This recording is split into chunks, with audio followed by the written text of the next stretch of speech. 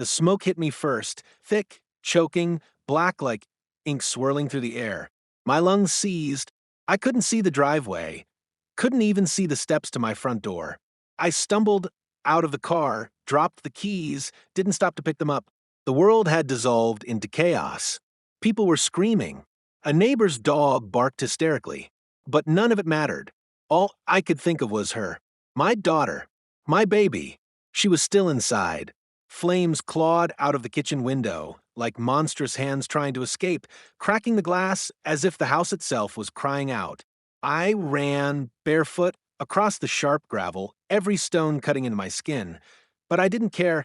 The heat slapped me in the face like a wall. I could hear sirens in the distance, wailing like some ghost approaching too slowly, too late. And above all the chaos, I heard it, her voice.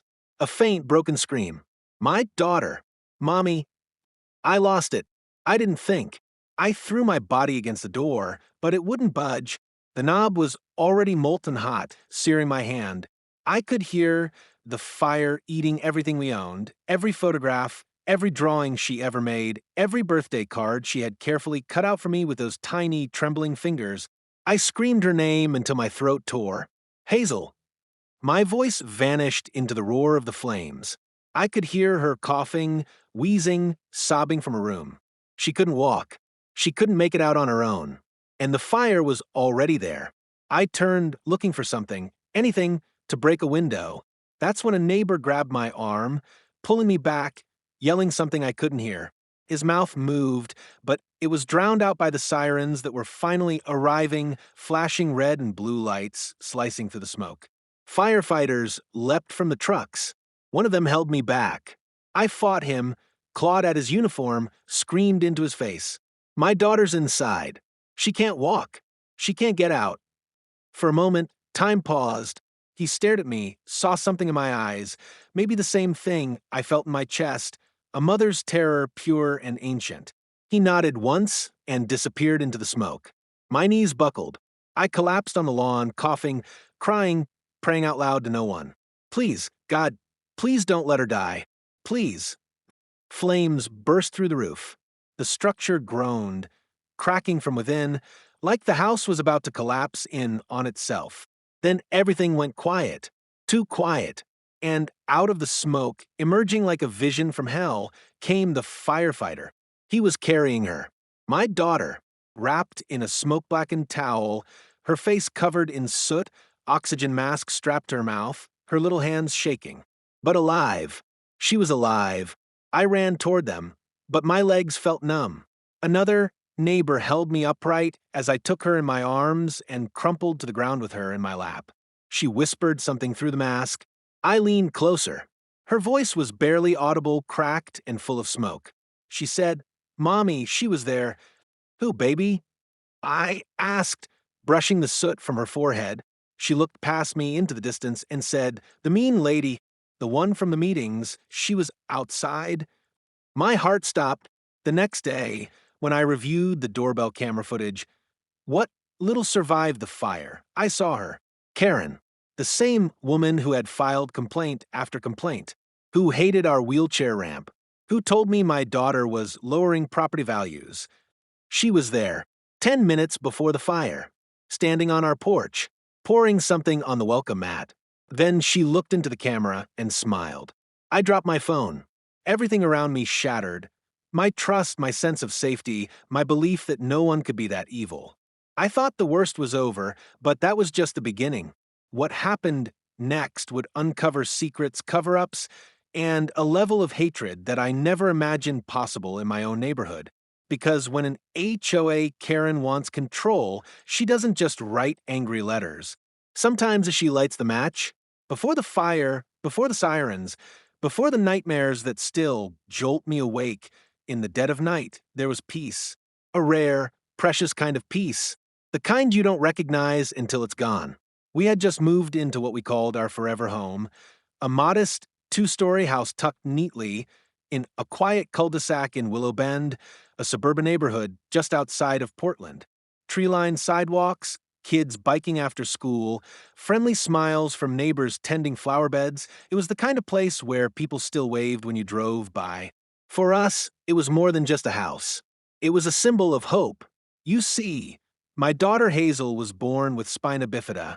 She was a fighter from day one, spending the first 5 months of her life in and out of neonatal ICUs. Multiple surgeries before her second birthday. We were told she'd never walk, that even sitting upright would be difficult. And yet Hazel learned to sit, then scoot.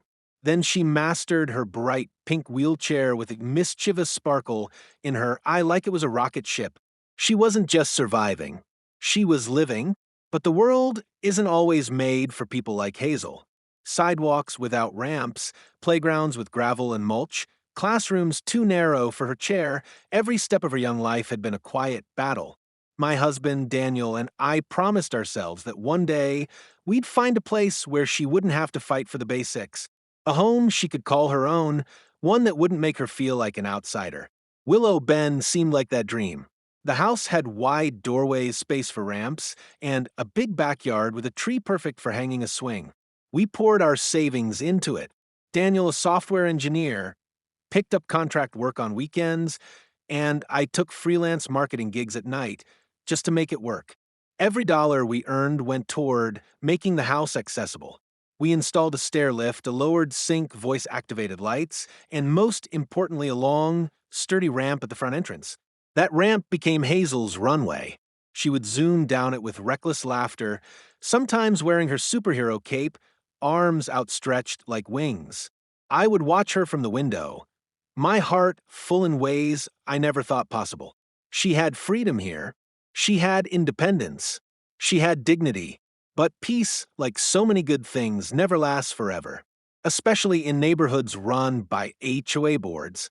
Our HOA, Willow Bend Homeowners Association, was known for its strict rules.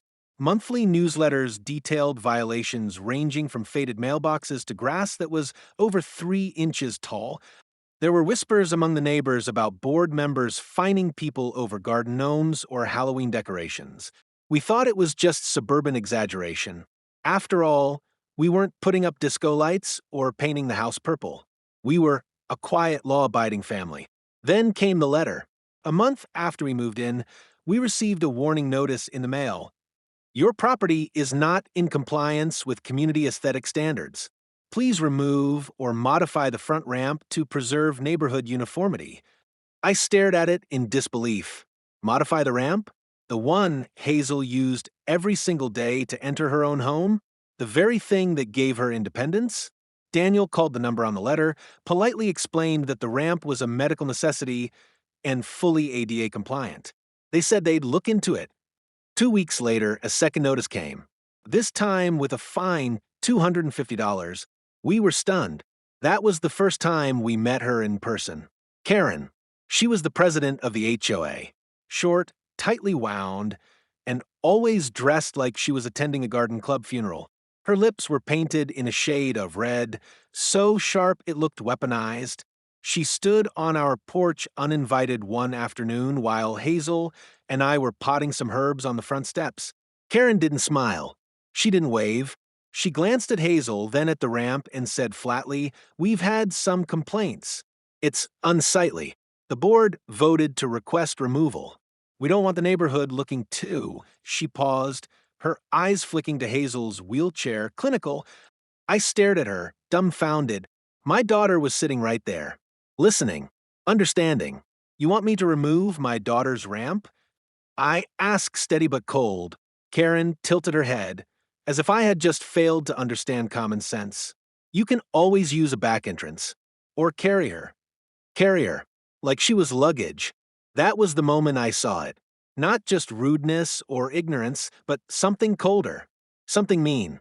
She didn't see Hazel as a child. She saw her as an inconvenience. I politely told her to leave our property. She smirked and walked off, stilettos clicking down our driveway like a metronome of malice. That was the beginning. From then on, it was one thing after another. Noise complaints filed when Hazel laughed too loud in the backyard. Warnings about our decorative lights being too bright during Christmas. A citation when Hazel's therapy dog left paw prints on the sidewalk after a rainy walk. All small things, but they added up. They weren't random. They were targeted. Neighbors started avoiding us. Some whispered apologies, others just shrugged. That's Karen, they'd say. She's always been intense. No one wanted to cross her. And now we had a target on our backs. We tried everything. We filed counter complaints, sent medical documentation, even had our attorney draft a letter citing ADA protections. But nothing stopped the fines. The hostility, the sense that no matter what we didn't belong. Hazel noticed too. She stopped playing outside, stopped wearing her cape. She told me one night, maybe if I stayed inside more, the mean lady wouldn't be mad anymore. That broke me. Daniel wanted to move. I wanted to fight. We decided to document everything. We bought security cameras, started saving letters, screenshotting emails. We hoped maybe someone would eventually take our side, but it didn't matter. Karen and the HOA board were untouchable. They had ties in city planning.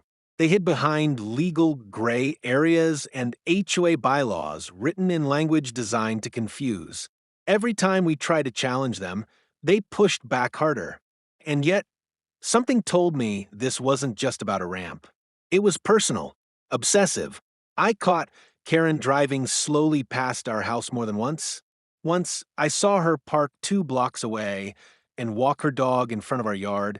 Even though she lived on the other side of the community, she stared at our porch every time, like she was waiting for something or planning something. Looking back now, I realize those were warning signs, but when you're living through it, you tell yourself it's just paranoia, that no one would really go that far. Until someone did. Until one cold evening in early November when we let our guard down for 10 minutes and everything we built, everything we protected, went up in smoke. Because behind the picket fences and manicured lawns, some people don't just enforce rules. They build cages, and when you refuse to live inside them, they burn them down. At first, it was small things, subtle, almost unnoticeable. The kind of incidents you brush off because you don't want to believe someone is actually trying to make your life miserable. We told ourselves we were overthinking, that not everything was about us. But deep down, something didn't feel right. The first note showed up a few days after our second HOA fine. It wasn't in an envelope, no return address, just a folded piece of paper tucked under our doormat, almost as if someone wanted it seen, but not traced. It read, "Some people don't belong here. You should go before things get uncomfortable." I remember reading it twice before showing it to Daniel. His face went pale. We looked around, checking the street, the windows, the porch. Nothing. We filed a police report, but they told us unless there was a direct threat or evidence of who placed it, they couldn't do much. I showed the note to the HOA. They didn't even pretend to care. Karen called it childish prank behavior and actually had the audacity to say, well, maybe if you weren't so confrontational, people wouldn't feel the need to express themselves anonymously. That's when I realized she was enjoying this. She wanted us to feel unwelcome. Then came the noise complaints. At first, I thought they were jokes. We received formal notices citing disruptive activity after hours. The activity? Hazel giggling outside while blowing bubbles on the porch at 6:15 p.m. Or music playing softly during her physical therapy sessions in the afternoon. One complaint mentioned erratic rolling noises. It took us a moment to realize they were referring to Hazel's wheelchair. Yes, the sound of my daughter's wheelchair, her mobility, her freedom, was apparently disturbing the sanctity of suburbia. We installed cameras not long after. Just basic ones on the porch and backyard, motion-activated, with cloud recording. It wasn't paranoia. It was necessity. And it didn't take long before those cameras began showing us what we feared. Karen was watching us. She would walk her dog past our home, sometimes 3 or 4 times a day. Her pace would slow near our driveway. Her eyes would linger on our windows. A few times she'd stop and pretend to check her phone, but the screen was always dark. Once, we caught her taking a picture of Hazel's ramp. Another time, she bent down and touched the concrete near our mailbox, as if inspecting something. We showed the footage to the HOA. Their response? Karen is the HOA president.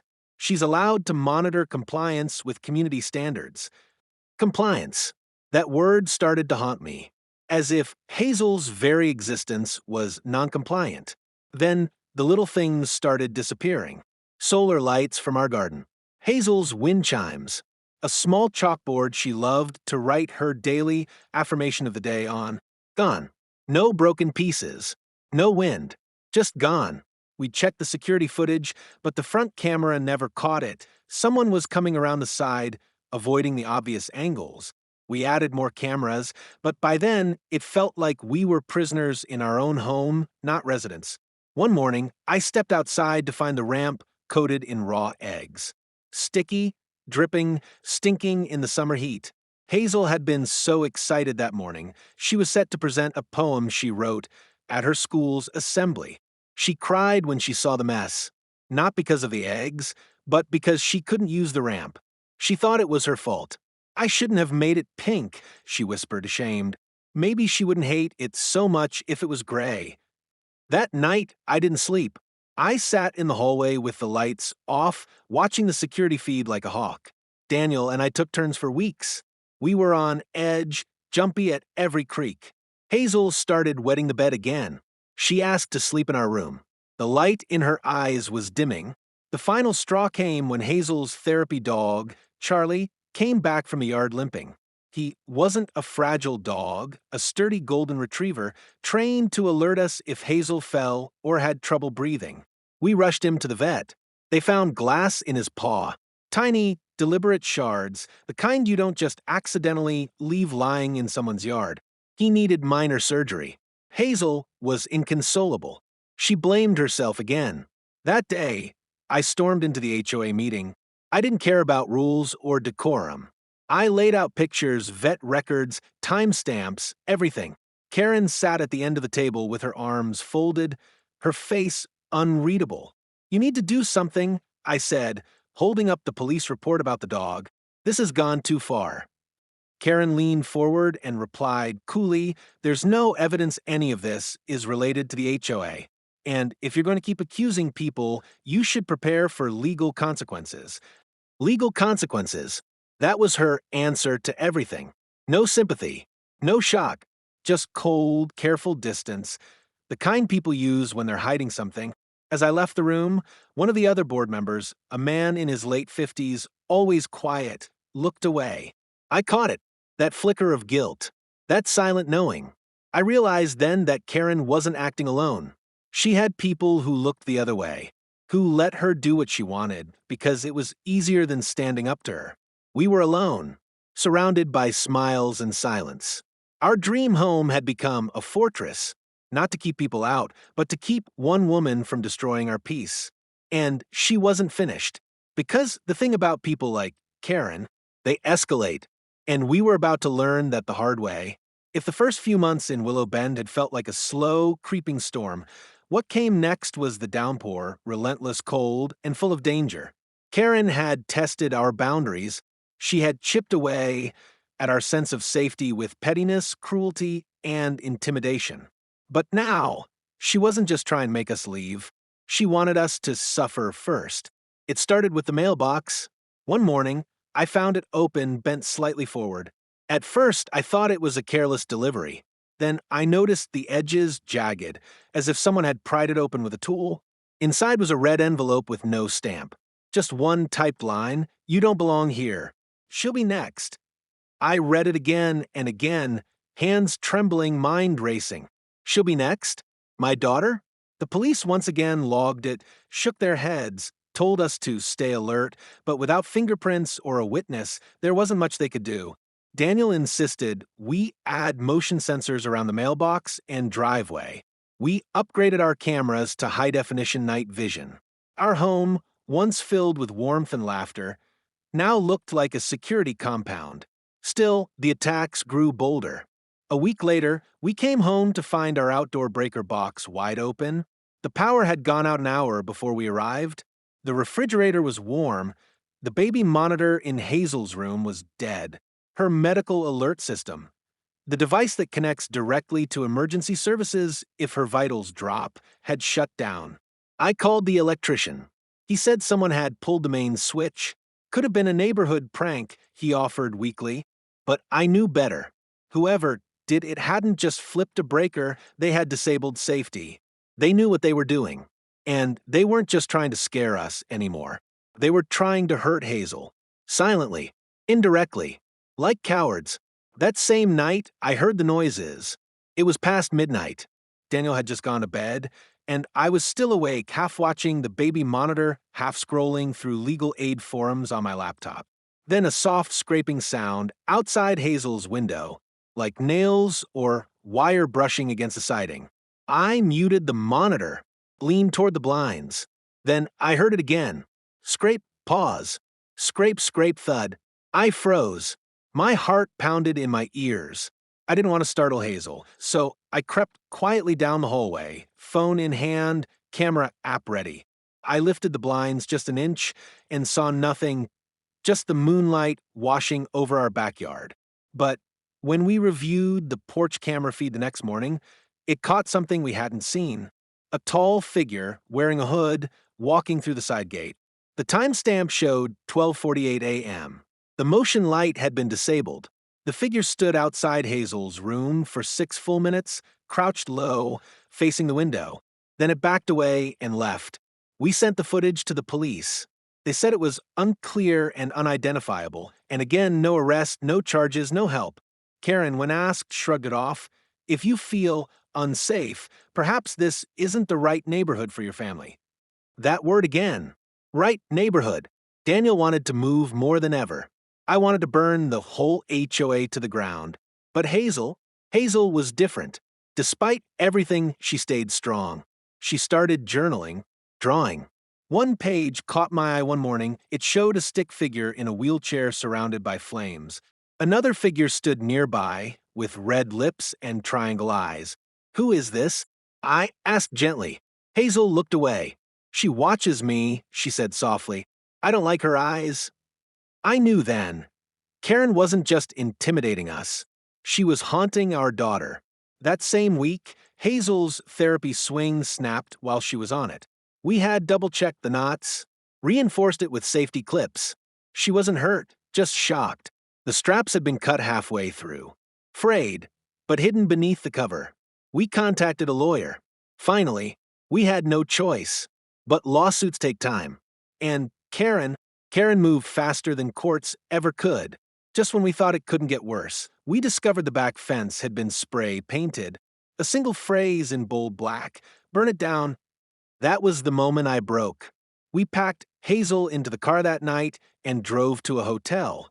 I called the police, called the HOA, called every neighbor we knew. Only one responded, an older woman named Mrs. Gladstone, who whispered through the line, "You're not the first. She's done this before." But no one ever proves it. They leave or they break. Then she hung up. We returned home the next morning with a private investigator in tow. Cameras were repositioned.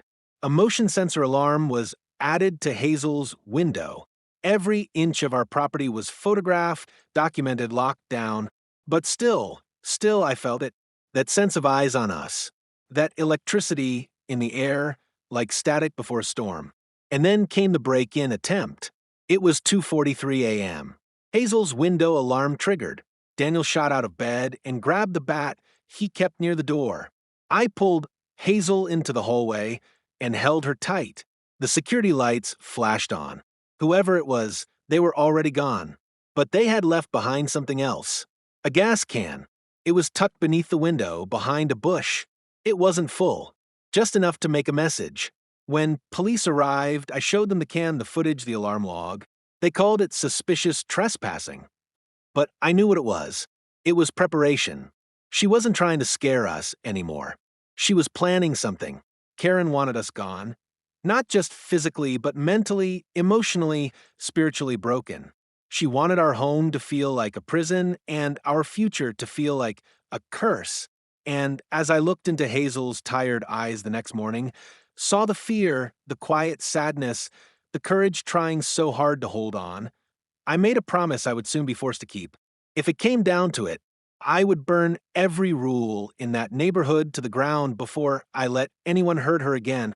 But the fire came anyway, because evil doesn't wait for permission. It watches. It plans. And then it strikes. It was a Tuesday. Ordinary. Beautiful even. The kind of day where nothing feels urgent, where life hums along with quiet predictability. The sky was a perfect canvas of soft blue, sunlight filtering through the trees that bordered our backyard. Hazel had woken up early, buzzing with energy, asking to wear her favorite sunflower dress. I helped her into it, adjusted the strap of her wheelchair harness, and tied her hair into two little braids that curled at the ends like soft question marks. "Today's a good day," she whispered as I buckled her into her chair. I smiled. "Yes, baby, it is." Daniel had already left for work, and I had planned to run a quick errand, just 10 minutes to pick up Hazel's prescriptions from the nearby pharmacy. 10 minutes. That's all.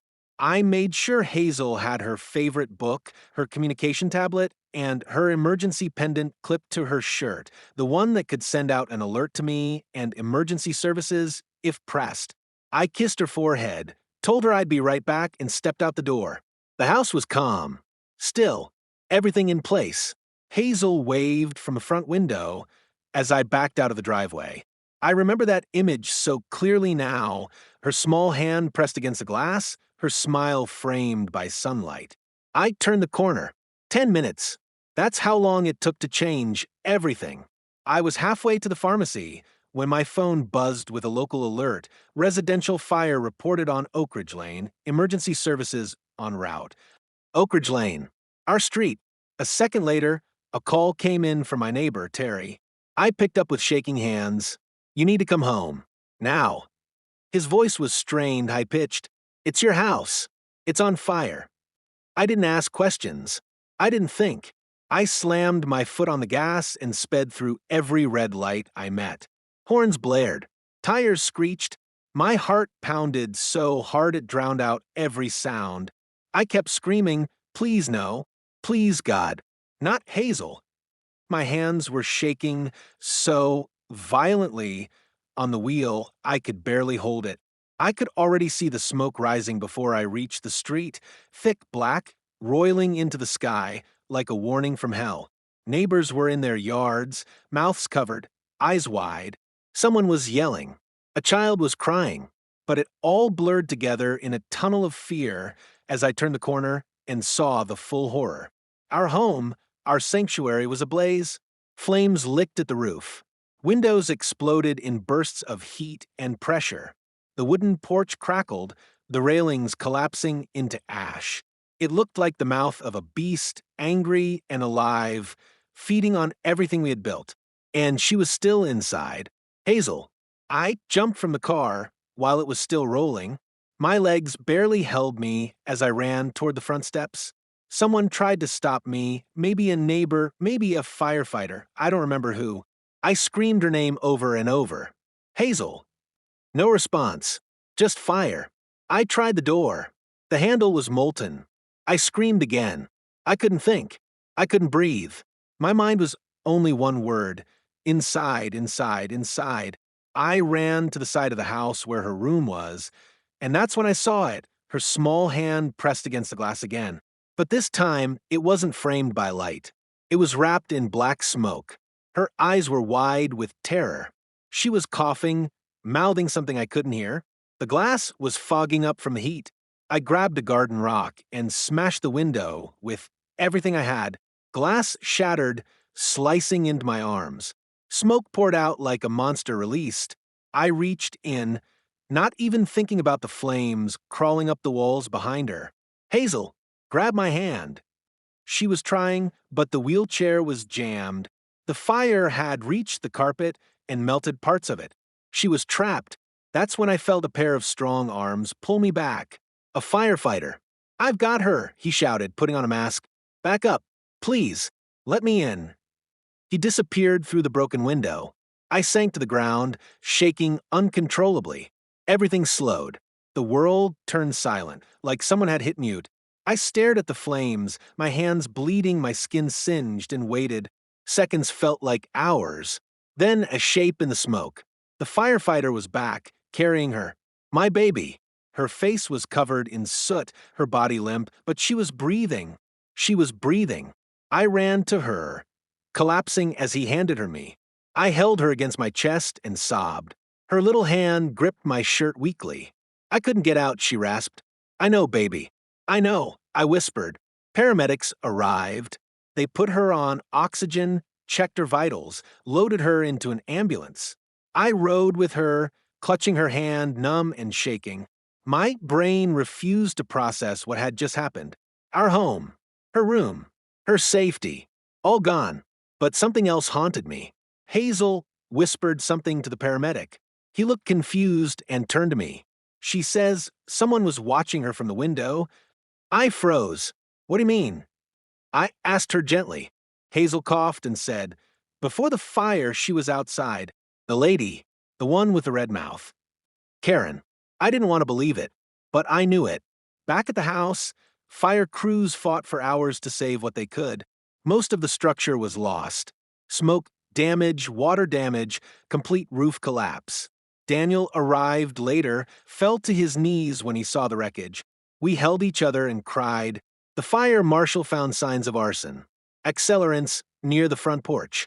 The remains of a gas can in the garden. And then, something no one expected. The doorbell camera. The fire had fried most of the system, but the cloud backup survived, and in the minutes before the fire started, it showed someone walking up the front steps. Karen, wearing gloves, holding a canister. She poured something onto the mat, looked directly into the lens, and smiled. The hospital room smelled like antiseptic and plastic. Machines beeped softly in the background, and Hazel lay in the hospital bed, hooked up to wires that made her look more fragile than she was. Her eyes were closed, skin pale, oxygen mask resting gently on her face. Her tiny chest rose and fell in shallow breaths. She was alive. That should have been enough. But it wasn't, because something had changed in her. Something had broken. When she finally woke up the next day, she didn't speak. Not right away. Not to me. Not to Daniel. Not even to the nurses who tried to coax her with stickers and jokes. Her eyes just stared at the ceiling, blank, as if part of her had stayed in that room, trapped with the flames. Hazel used to light up every space she entered. She told jokes that didn't quite land and laughed at her own punchlines. She asked 100 questions a day and made up her own songs. But now, silence. Heavy, aching silence. The doctors said the smoke inhalation wasn't life-threatening, but the trauma? That was another story. It's common for children with disabilities to process trauma differently, one of the specialists said, especially when they experience helplessness during an emergency. Helplessness. That's what haunted me the most. That she had cried for me, screamed for help, and I wasn't there. That I had left. That I told her I'd be back in 10 minutes, and the world changed in those 10 minutes. Daniel blamed himself too, though he never said it aloud. I could see it in the way he stared at the wall when he thought I wasn't looking, or the way his hands trembled when he tried to fold Hazel's blanket and couldn't finish. We were both broken in our own ways. 3 days after the fire, I returned to what was left of our home. I stood in the rubble where our living room used to be, the couch where Hazel read books, ash, her framed drawings gone. The walls were scorched black, beams bent and broken. The kitchen cabinets were melted, our family photos charred beyond recognition. The ramp, the one Karen hated so much, was twisted and half-consumed, leading to nothing. There was no home anymore, just ruin. I walked through the debris, like a ghost, numb and disconnected. Every step was a reminder of what had been taken from us. Every burnt surface, a memory erased.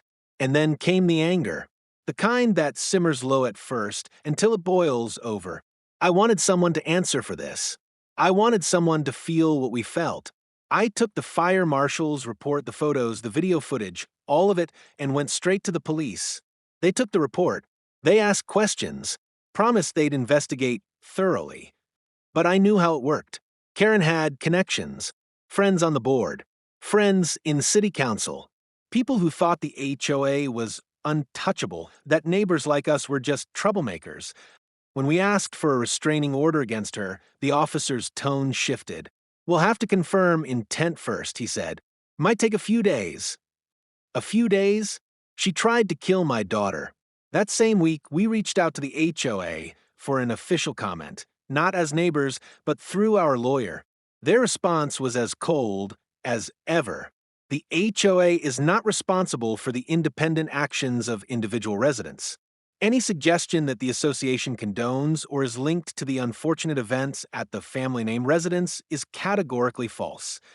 No apology, no concern, no acknowledgement. And Karen? She vanished. We hadn't seen her since the fire. Her house still stood, untouched, unbothered, just 2 blocks over. But the blinds were always drawn, and her car never moved. Some said she went to stay with a relative. Others said she was traveling. No one had answers. No one wanted to get involved. Neighbors went quiet when we walked by. Some nodded awkwardly. Others avoided eye contact altogether, as if we had become ghosts, a painful reminder of something they didn't want to admit. I wanted to scream at them, to shout, she was going to let my daughter burn to death, and you're still silent? But I didn't, because I was tired, because all the rage in the world couldn't put Hazel's laughter back into her voice. It couldn't unsee the image of her hand clawing at smoke through the window. Back at the hospital, Hazel began speaking again, but only in whispers, only to her stuffed bear. When I asked her what she was saying, she replied softly, "I'm telling him not to let the fire in again." We started therapy for her, for us. We told her every day that she was safe, that the fire was gone, but she still jumped at the microwave beep, still flinched at the smell of matches, still asked me before bedtime, "Mommy, are we sleeping somewhere with windows that break?" I told her yes, and we are, because we had to leave. The insurance process was a nightmare. The investigators were slow, and the community that once promised safety had become the symbol of everything that tried to destroy us. We packed what little we had left and moved into temporary housing, 2 rooms, sparse furniture, no ramp. Hazel needed to be carried everywhere again. The very thing we had fought to escape had come full circle. But there's one thing Karen didn't destroy. Our will. Daniel and I decided we wouldn't disappear. We wouldn't go quietly. I started a blog, then a petition. Then news crews came. Local stations. Then national interest. The story spread. Disabled child survives HOA retaliation, arson. It wasn't just a tragedy anymore. It became a battle cry for every family who had been bullied into silence, for every parent who was told their disabled child was an eyesore, for every person who had to fight for basic dignity in the face of fake smiles and legal threats. Because Karen tried to burn us to the ground, but she didn't know. We rise from ashes, and we remember. At first, it felt like justice was a distant star, something you could see, but never touch. The police investigation dragged on. We followed up with every officer, every investigator, every fire marshal's assistant, hoping for updates, but the answers were always the same. It's under review. We're gathering evidence. We'll notify you if charges are filed. Weeks passed. Hazel slowly began returning to herself, but she still avoided windows. She still flinched at the sound of sirens. And every time I looked at our insurance forms or police paperwork, a quiet rage grew inside me. The kind that doesn't scream, but waits, calculating. We needed answers, and we couldn't wait any longer. That's when Daniel brought up the private investigator. A friend of his from college had used one during a property dispute and swore by the man's work.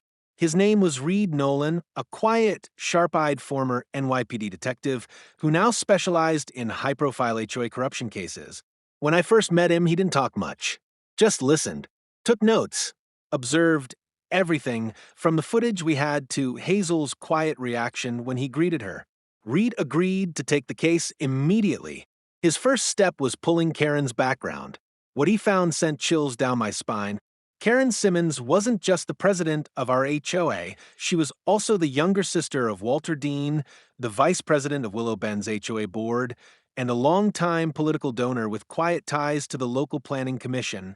Walter had been on the board for nearly a decade, and his name showed up on every major policy update, including the restrictive accessibility guidelines our home had allegedly violated.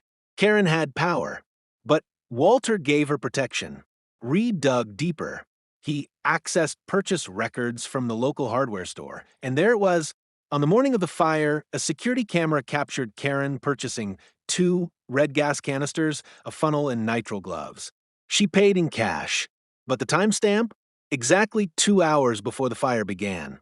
I felt my stomach twist when Reed showed us the still image. It was blurry, but her face was unmistakable. Even behind sunglasses, her stiff jaw and pointed nose gave her away. But it wasn't enough. We needed a direct link. So Reed submitted a formal legal request to retrieve deleted data from Karen's cloud storage. Most people think once it's deleted, it's gone. But not if it's on a sync device. It took some maneuvering, but after just under a week, Reed cracked into her archived data using her public IP from the neighborhood Wi-Fi login logs. And that's when everything changed. Karen had a burner phone. A second device not registered her name, but linked to an Apple account that matched the recovery email listed on her main Gmail, a rookie mistake. What was inside that phone? Text messages. Lots of them. Some were to Walter. Others were to unknown numbers, but the most damning one was dated the night before the fire. If the ramp's still there by morning, I'm doing it myself. You said you'd handle it. I'm done waiting. Another, sent at 1:07 a.m. the day of the fire. You promised it wouldn't come to this. But I'm not watching this neighborhood become a circus. They don't belong here. And then, just hours later, silence. The burner phone went offline shortly after 7 a.m., right around the time she visited the hardware store. Reed also recovered video snippets and voice memos, presumably notes Karen made to herself. One of them was chilling. She's a child. I know, but she's also a symbol of what's coming.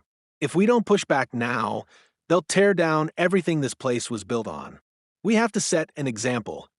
She was talking about Hazel, my 8-year-old daughter, a symbol. The hair on my arm stood up as I listened. Karen wasn't just a bully. She wasn't just cruel. She believed she was righteous. She saw herself as the last defense against change, against inclusion, against adaptation, against families like mine moving into her kind of neighborhood. But the real twist came when Reed confronted Walter. It was supposed to be an off-the-record meeting at a quiet diner outside town. Reed had done this before. Give them a chance to talk before legal action.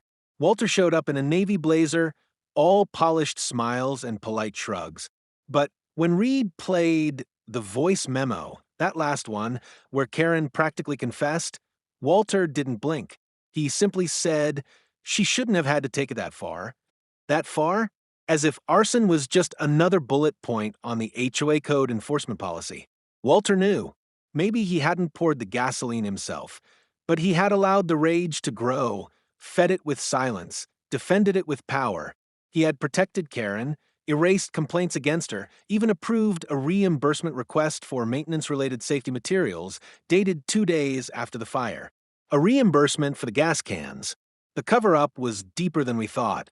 Reed built a full report, a complete digital case file, time-stamped evidence, chain of custody, witness statements, photos, receipts, and device logs. He handed it to our attorney, who immediately forwarded it to the county prosecutor's office and filed a civil lawsuit against Karen, Walter, and the entire Willow Bend HOA board. We went public that same week. Local news picked it up first, then national. Headlines exploded. Mother accuses HOA president of arson that nearly killed disabled daughter. Security footage and private investigation uncover neighborhood cover-up. She was a symbol. HOA president's voice memo reveals chilling motive, and suddenly the neighborhood went silent. Karen's house was vandalized with red spray paint that read murderer. Walter resigned from the HOA within 48 hours. The remaining board disbanded in disgrace. Investigations were opened into their finances, their policies, and other complaints long ignored. People started talking. Other families came forward with stories of threats, harassment, fines for disability ramps, constant inspections.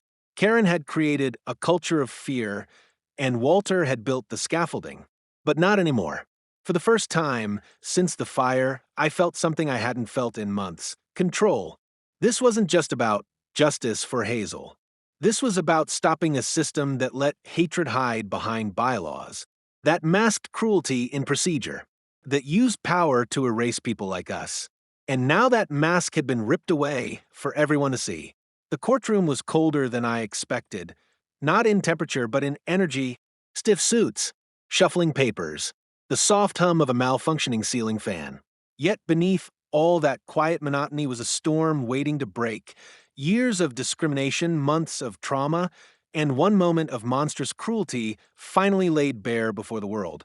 Karen sat just 20 feet from me, her once polished posture now sunken and stiff, lips pressed into a hard, bitter line. She wore beige, the same shade as the walls around her, and for the first time, she looked small, powerless, alone. Walter was not beside her. He had already struck a deal with prosecutors in exchange for his cooperation. It was Karen on trial now, and every eye in that courtroom, from the press gallery to the jury box, was waiting to hear what I had to say. I stood when they called me, clutching the folder of photos and documents I had carried like armor for months. My heart pounded, but my voice was steady because I wasn't just speaking for myself. I was speaking for Hazel, for every mother whose child had been made to feel like a burden. I began with who we were before Karen's reign of control: a family seeking peace, a disabled child thriving in her own little world, a home built with intention, with love. Then I spoke of the harassment, the citations, the notes, the vandalism. I showed them photos of Hazel's swing after it had been cut, the surveillance footage of the figure outside her window, the gas can left beneath her room. I watched the jury as I spoke. Most of them were parents. One woman pressed her fingers to her lips when I described Hazel's voice through the oxygen mask. Another man clenched his fists on his knees when I revealed Karen had been caught on video the day of the fire, smiling at the camera with gasoline in her hands. But it was Hazel who shattered whatever doubt remained in that room. They wheeled her in gently, smaller now than she'd been months ago, wrapped in a soft purple sweater, her hands fidgeting in her lap. Her therapist stood beside her as she used the tablet to speak. The words were robotic, but the silence between them was human, heavy with the weight of truth. I was scared, the device said in her calm, monotone voice. I screamed, but no one came. The fire was loud. It wanted to eat my bed. I thought my mommy left me. My throat tightened. I couldn't look at the jury, couldn't look at Karen. I just stared at Hazel, willing my tears to stay inside until she finished. She continued. I saw the lady with red lips. She was outside. She looked happy. Why did she want to hurt me? That sentence, just 10 words, broke the courtroom. One of the jurors wiped away tears. The prosecutor lowered her head. Karen shifted in her chair, but didn't speak. She never did. Not even once during the entire trial. No apology. No explanation. Just silence, as though admitting guilt would fracture whatever dignity she thought she still had left. But it didn't matter. The truth was undeniable now. After 3 days of testimony, 12 hours of deliberation, and a courtroom packed with media, advocates, and victims of HOA abuse from across the country, the verdict came in guilty on all counts: arson, attempted murder, hate crime enhancements. The judge, a sharp, no-nonsense woman with decades on the bench, delivered her sentencing with clarity and fire. You used your position of authority not to serve your community, but to terrorize a family for daring to be different. Your actions were calculated, malicious, and nearly cost a child her life. You will serve 32 years in prison with no possibility of parole for the first 20. The gavel dropped like thunder. But it wasn't just Karen who faced the consequences. Walter's deal led to a broader investigation of the Willow Bend HOA. Misuse of funds, unlawful fines, ADA violations. The HOA was officially dissolved by the county. Their bylaws were declared unconstitutional in parts. A new ordinance was passed that required all housing communities in the county to submit their policies for state review, with specific attention to accessibility compliance. People started calling it Hazel's Law. The governor even reached out, invited us to the signing ceremony. Hazel, sitting in her new wheelchair, handed the pen to the governor and smiled. It was the first time in months I saw her truly smile. We never moved back to Willow Bend. That place was ashes, both literal and emotional. But we rebuilt, not just our home, but our life. Donations poured in from strangers. A nonprofit offered to help design a new home, one with even more accessibility, more safety. Hazel began drawing again, little comic strips about a girl in a wheelchair who defeated dragons with nothing but her words and her heart. I framed the first one she finished. It hangs above her bed now, in her new room, right next to the window. A safe window, with reinforced glass and a nightlight shaped like a sun. Justice didn't erase the pain. It didn't undo the trauma, but it gave us breath. It gave us peace. It gave Hazel back her voice and gave me back my fire. Because we didn't just survive what Karen did to us. We turned it into something powerful, something permanent. We turned it into change. It's strange how quiet peace sounds after surviving the kind of noise that almost broke you. Months have passed since the trial, and yet there are days when I still wake up half expecting smoke. Trauma has a way of hiding in ordinary moments, a smell, a sound, the sudden silence of a paused conversation. But in this new chapter of our lives, I've learned something deeper. Healing is not forgetting. It's remembering differently. It's remembering and still choosing to breathe. Hazel is stronger now, not just physically, though therapy has helped her regain her full range of motion and confidence, but emotionally, she no longer asks if windows will break. She no longer fears the dark. She sleeps through the night in her new room, beneath a mobile of paper stars she crafted herself. Each one carries a word she chose: brave, loud, magic, fireproof. Her drawings have taken on color again, not just in crayon, but in spirit. One of my favorites is a picture of our family standing in front of a house made of steel and trees, with a glowing ramp spiraling upward into the sky. On the door, Hazel had written, "Everyone welcome." That one made me cry, not because it was beautiful, but because it was hers. Because even after everything that was taken from her, Hazel never stopped believing in inclusion.